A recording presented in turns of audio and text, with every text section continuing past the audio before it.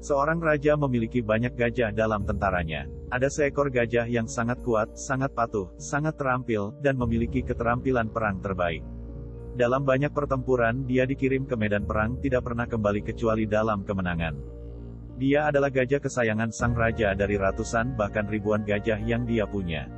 Sang gajah selalu berperang bersama sang raja, penguasa di wilayah barat tersebut. Waktu berjalan terus dan sang gajah semakin tua, sehingga Baginda Raja tidak lagi mengirimnya ke medan perang. Tetapi gajah tersebut tetap menjadi bagian dari tim sang raja.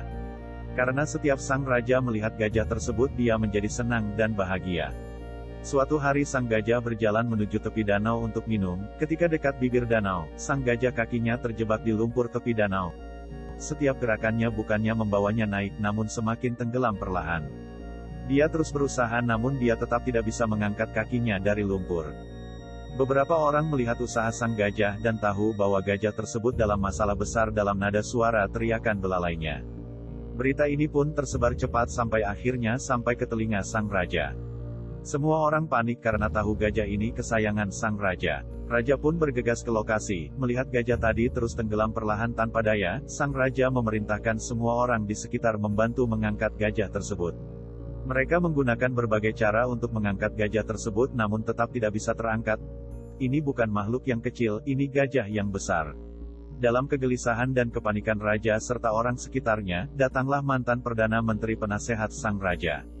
Dia memahami situasi saat itu.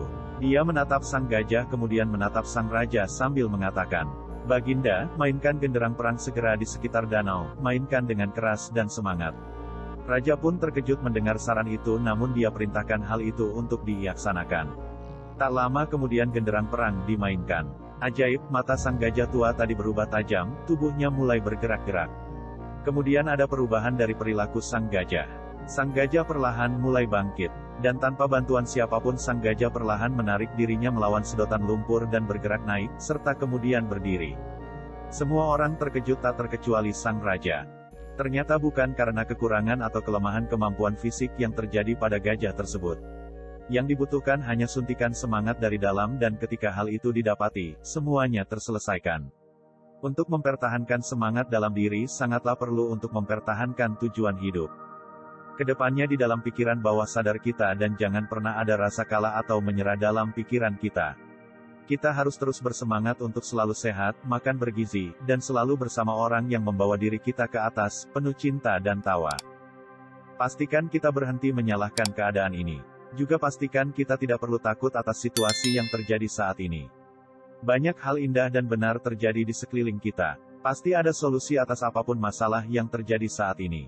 Selalulah bersyukur atas apapun yang kita terima. Bersyukur atas apa yang terlepas. Dan bersyukur atas apa yang akan kita peroleh.